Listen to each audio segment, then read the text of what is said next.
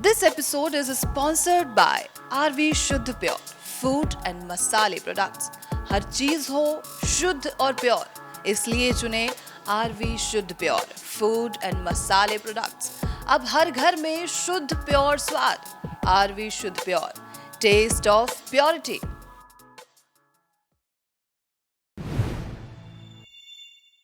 अगर आप stress level ज़्यादा है तो आपकी जो ग्रोइंग फेज देखिए सालों की है ना, वो शॉर्ट हो जाती है। ओके। और शॉर्ट होने के बाद वो ज़्यादातर आपकी जल्दी से फॉलिंग स्टेज में चले जाते हैं और आपके बाल झड़ने लगते हैं। तो स्ट्रेस इज मेजर। अगर सीबम कलेक्शन हो गया है, आपने इतना स्कैल्प क्लीन नहीं किया, डैंड्रफ होगा, फंगस होगी, हेयर फॉल होगा। माइल्ड शैम्पू यूज़ करना है ताकि जो नॉर्मल मॉइस्चर है हेयर का वो बना रहे। हेयर सीरम जो प्लांट एक्सट्रैक्ट है पर वो नॉन स्टिकी है और वो आपके हेयर की ग्रोथ को भी इम्प्रूव करता है। Look for a balance diet. What is balance diet? Balance diet में एक तो आपका जो फैट, प्रोटीन, कार्बोहाइड्रेट है उसकी वैल्यू कैसी होनी चाहिए, including vitamin and minerals. B complex is also very important. B complex आपको सिर्फ सीरियल्स में मिलेगा, नट्स में मिलेगा, वेजिटेबल्स में मिलेगा और एग्स में मिलेगा। अगर यंग एज में आपको हेयर फॉल होने शुरू हो गए हैं, आपको बहुत तेज़ी से गंजापन दिखना शुरू हो गया है, आपको बहुत ज़्यादा डैंड्रफ है, या फिर आपको समस्या है बालों से जुड़ी हुई कोई भी, आप बार बार हेयर कलर्स कराते हुए थक चुके हैं, आप नेचुरली चाहते हैं कि आपके बाल हेल्दी रहें, या आपके तकिए पर आपको रोज़ाना 100 से 1000 बाल नज़र आ रहे हैं, 100 से 200 बाल नज़र आ रहे हैं, तो कैसे इसका ट्रीटमेंट किया जा सकता है, क्यों ये समस्याएं बढ़ रही हैं, और इन सभी मिथ्स के इर्द गिर्द जो सवाल हैं उन सभी पर चर्चा करने के लिए अभी हम मौजूद हैं लाफेमिक्स डर्मा क्लिनिक में। और हमारे साथ हमारी गेस्ट मौजूद हैं डॉक्टर चंचल चौधरी, जो कि सालों से डर्मेटोलॉजिस्ट हैं और जो है स्किन और हेयर स्पेशलिस्ट हैं। उन्होंने सैकड़ों मरीज़ों को आज तक ट्रीट किया है, बेहतरीन रिजल्ट्स ला के दिए हैं। तो चलिए अपने गेस्ट का स्वागत करते हैं। बहुत बहुत स्वागत है आपका मैम। शुक्रिया। और जिस तरीके से मैंने बताया कि 10 से 12 पेशेंट तो हमारे सामने ही होते हैं, अभी भी बाहर वेट कर रहे हैं। हाँ जी। और पूरे दिन में फुटफॉल काफ़ी ज़्यादा होता होगा लाफेमिक्स डर्मा क्लिनिक में। इनमें से हेयर से जुड़ी हुई जो प्रॉब्लम्स है, इनके कितने पेशेंट्स होते हैं? काफ़ी होते हैं। और अगर मैं मानूँ तो जो मेरी प्रैक्टिस पहले थी उससे अब 50% मैं हेयर का ही ट्रीटमेंट कर रही हूँ। मतलब हेयर के प्रॉब्लम्स सिर्फ हेयर नहीं, स्कैल्प, हेयर, जी बहुत ज़्यादा जो है पेशेंट मेरे पास हैं, बहुत काफ़ी कुछ। आज के समय में जब हम लाइफस्टाइल हमारी ऐसे हो गई है, स्मोकिंग हम कर रहे हैं, जंक फूड खा रहे हैं, बिल्कुल आउटिंग ज़्यादा होती है हम लोगों की, ऐसे में हेयर फॉल काफ़ी ज़्यादा जो है लोगों को दिखना शुरू हो गया है। पिलो पर होता है, बाल धुलने के बाद हमारे बाल टूटे हुए होते हैं। ऐसे में कितना परसेंटेज ऑफ हेयर फॉल जो है वो चिंता के दायरे में नहीं आता है और उससे ज़्यादा बढ़े, तो कब हमें ये समझ लेना चाहिए कि अब हमें डर्मेटोलॉजिस्ट की ज़रूरत है? अगर मैं थ्योरी की बात करूं तो आपके 100 से बाल, अगर दिन में 100 बाल आपके अगर झड़ रहे हैं तो वो नॉर्मल है, ठीक है। बट प्रैक्टिकली हर एक क्यों कैसे कैलकुलेट करते हैं हम 100, अगर आपके मान लें 1 लाख हेयर रूट्स हैं, उसमें 10% आपके हमेशा टीलोजन फेज में होते हैं। टीलोजन एक वो फेज होता है जिसमें आपके बाल झड़ने के स्टेज हैं, ठीक है ना। अब ऐसा तो नहीं है कि हर एक के 1 ही लाख बाल आते हैं, किसी के कम भी हैं, किसी के ज़्यादा भी हैं। आप जब नॉर्मल कॉम कर रहे हैं, मेरा मानना है अगर 30 आपके बाल झड़ रहे हैं नॉर्मल कॉम में पूरे डे में 30 हेयर, तो वो नॉर्मल है, ठीक है। अगर आप हेयर वॉश कर रहे हैं उस दिन ज़्यादा होगा, ठीक है, उस दिन आप मान लीजिए 50 से हेयर झड़ रहे हैं।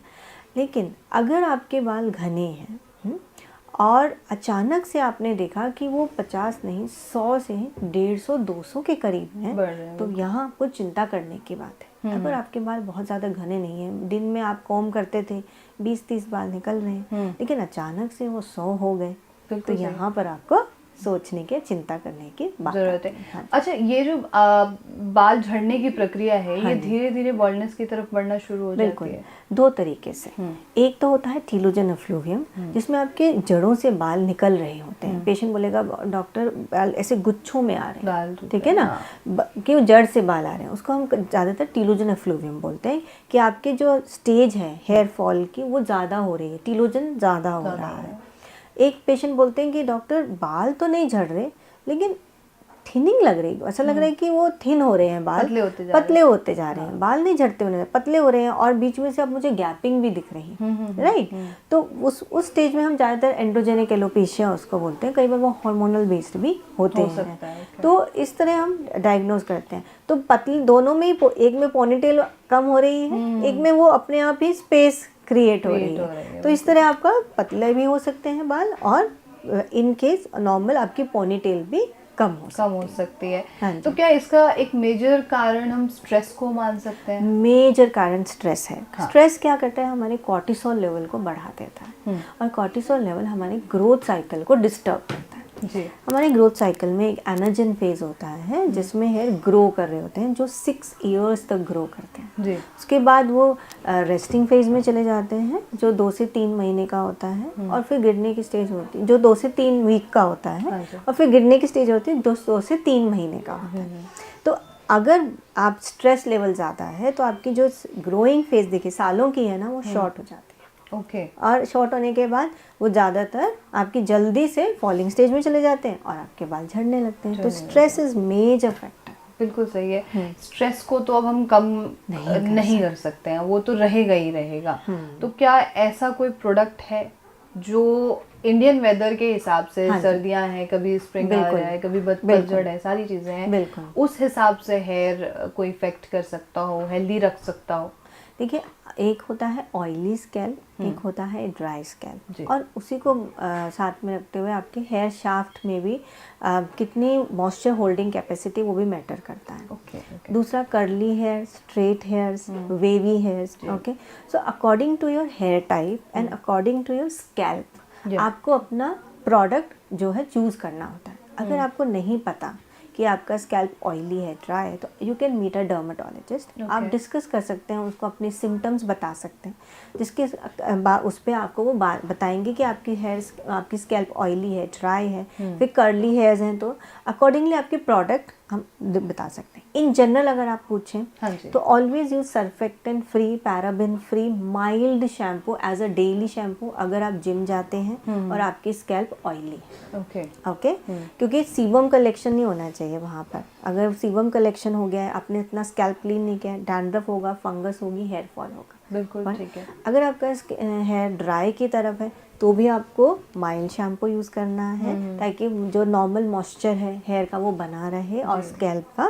सो माइल्ड शैम्पू ऑलवेज ऑप्ट करें। अंटिल आपको डैंड्रफ प्रोन स्कैल्प है तो आपको एंटी डैंड्रफ शैम्पू यूज़ करना है। ओके, और प्रोडक्ट्स आपने बोला, तो हम लोग हर तरह के ऑयल यूज़ करते हैं। बिल्कुल ठीक। और हर एक ऑयल में अपने अपने एडवांटेज होते हैं। अगेन आपकी स्कैल्प के अनुसार वो आप देखेंगे। ज़्यादा अगर ऑयली स्कैल्प है उसमें आप बहुत चिपचिपा ऑयल, जैसे कि मस्टर्ड ऑयल अगर आपने लगा लिया तो अपनी ऑयलिंग आप अपने स्कैल्प में और चिपचिपाहन बढ़ा सकते हैं। तो वेरी कॉमन आजकल रोजमेरी ऑयल आपने सुना ही होगा, बहुत कॉमन है, वो भी है, अच्छा है। आर्गन ऑयल अच्छा है।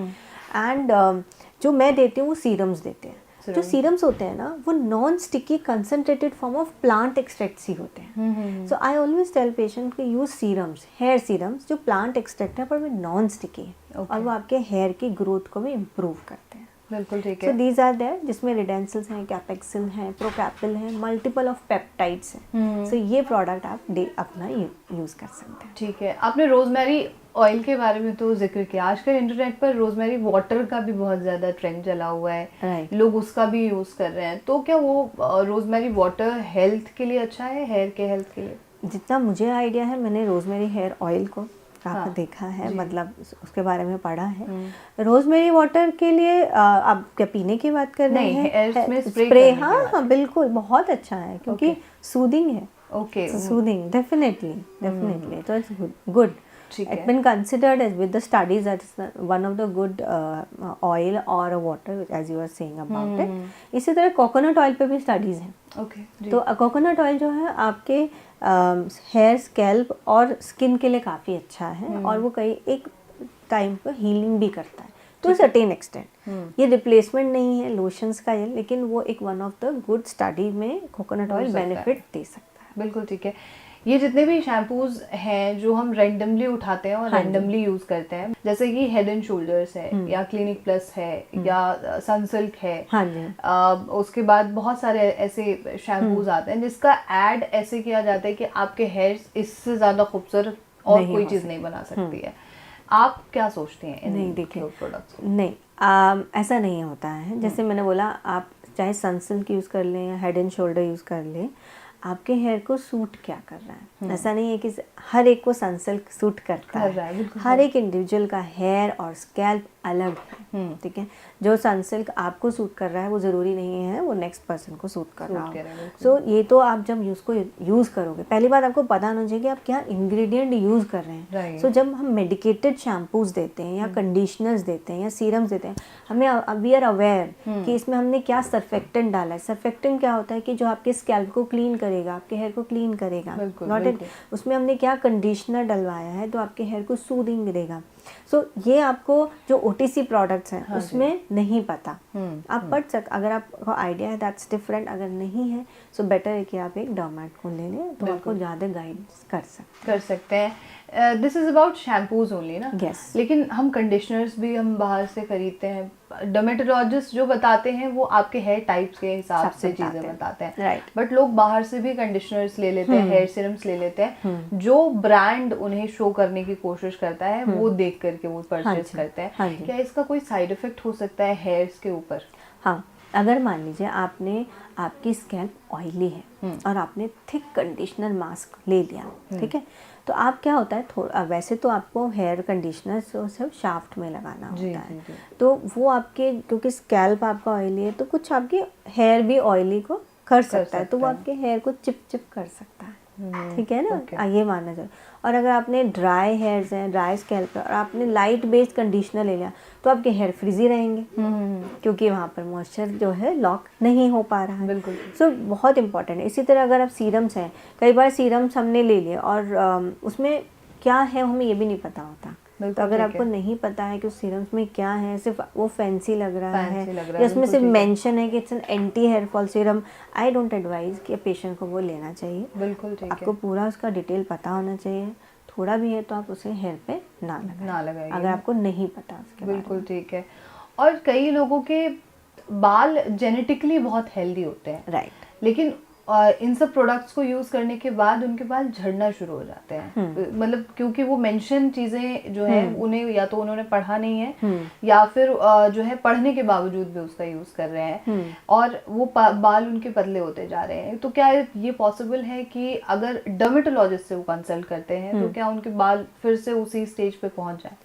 देखिए, अगर आपके हेल्दी हेयर है और वो थिनिंग होने लगी है, मेन इम्पॉर्टेंट ये कि क्या सिर्फ सीरम लगाने से ही वो थिनिंग हुई है, पहली बात। ओके, क्या हम सीरम क्यों लगा रहे हैं? क्योंकि हमें हेयर फॉल है इसलिए, या फिर हम एक हेल्दी हेयर को और अच्छा रख रहे हैं, ठीक है ना।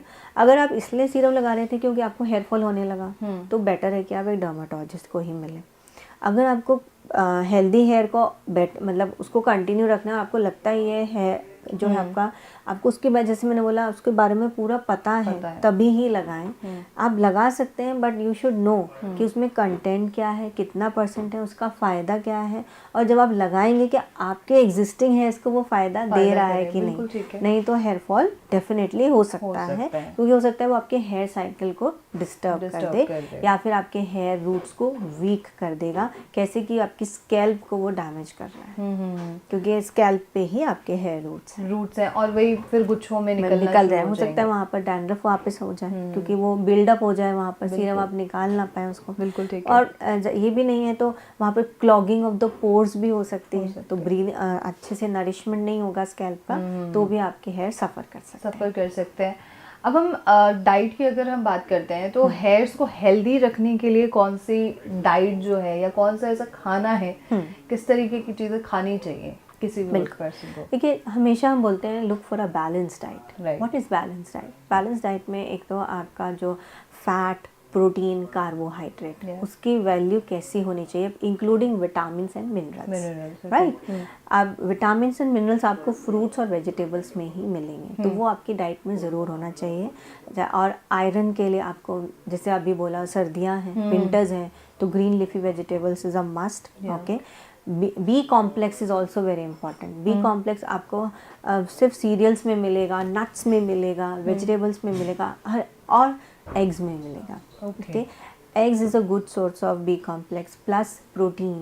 Protein is our hairs are made up of keratin. Keratin is protein. तो अगर आपको हेयर और नेल और स्किन को अच्छा रखना है तो आपको प्रोटीन की ज़रूरत है। So you need to have eggs. अगर आप एग नहीं लेते हैं देन एज अ वेजिटेरियन आप छोले ले सकते हैं, राजमा ले सकते हैं, कई हर तरह की दालें हैं, इनका सोयाबीन ले सकते हैं। डेयरी प्रोडक्ट्स को आप ऑप्टिमम अमाउंट में खाएंगे, जैसे curd is a good source of protein with आपको अच्छे बैक्टीरिया भी मिलते हैं कर्ड से।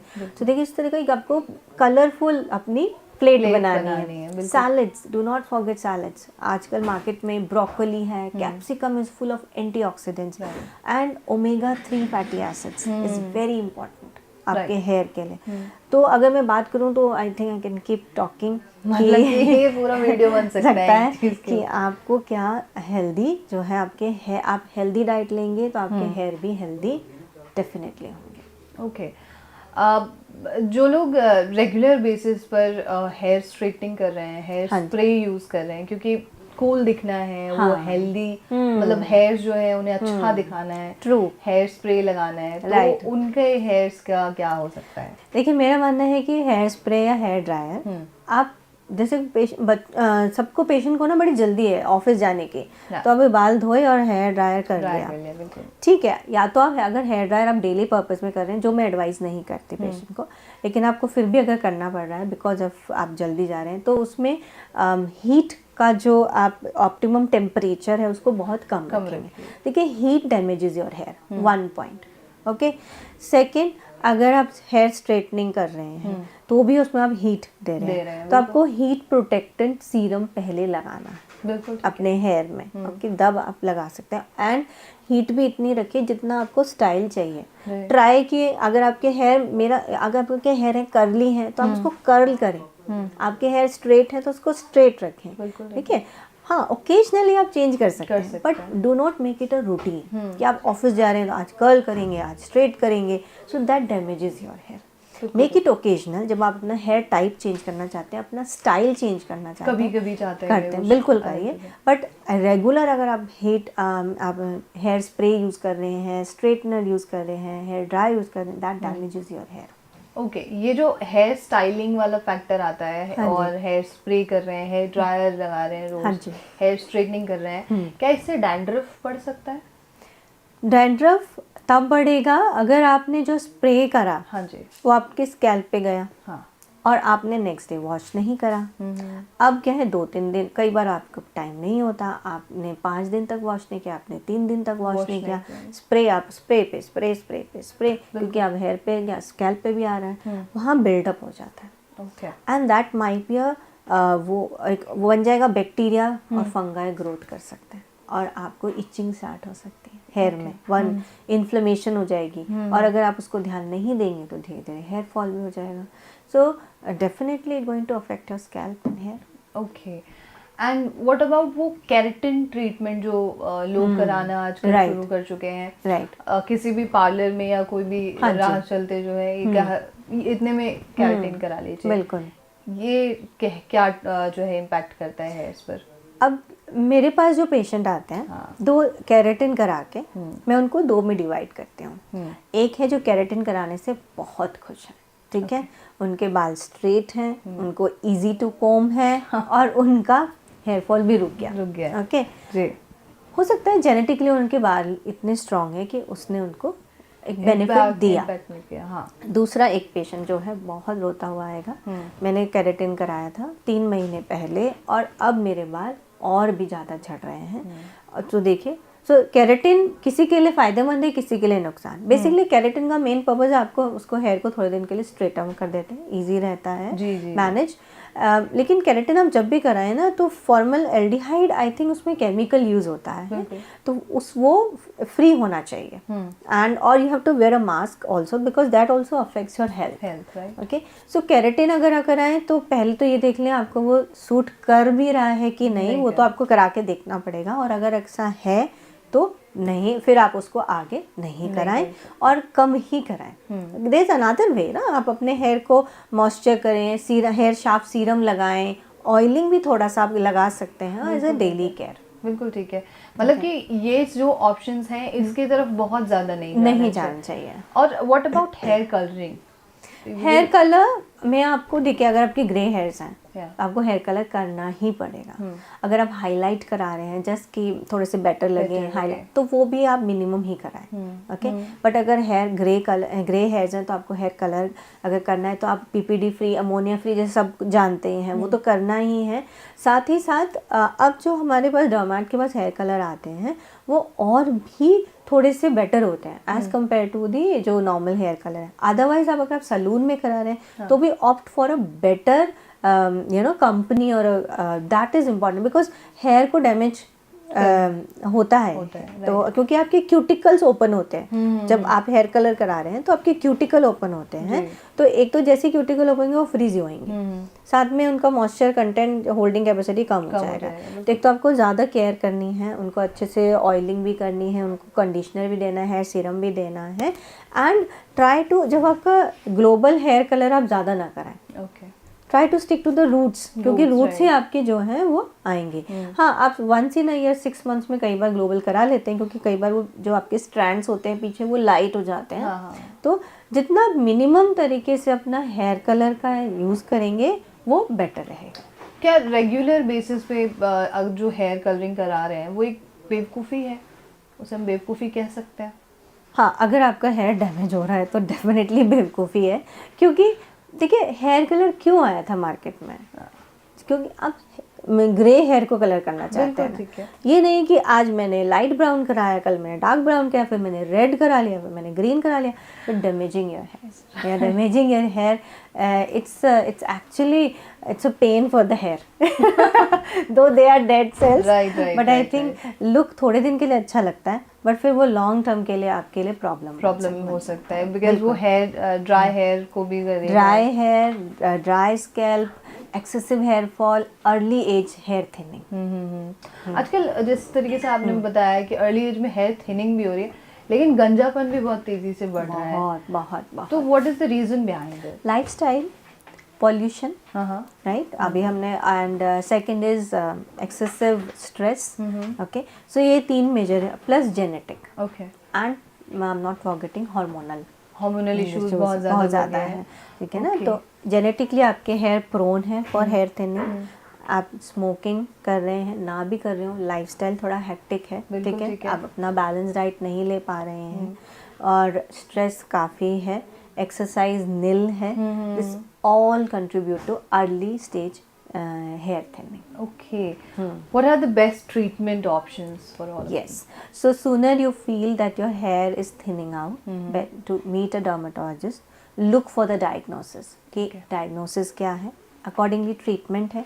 मेन अगर आप मैं ट्रीटमेंट की बात करूँ, PRP is a wonderful treatment. उसमें आपका ही ब्लड लेके प्लेटलेट सेपरेट करते हैं और आपके हेयर में इंजेक्ट करते हैं, और माइल्डली आपको शायद लगेगा, but once in a month आप रेगुलर उसे अगर कराते हैं तो आपके हेयर डेफिनेटली बहुत अच्छे होते हैं, इट्स प्रूव्ड।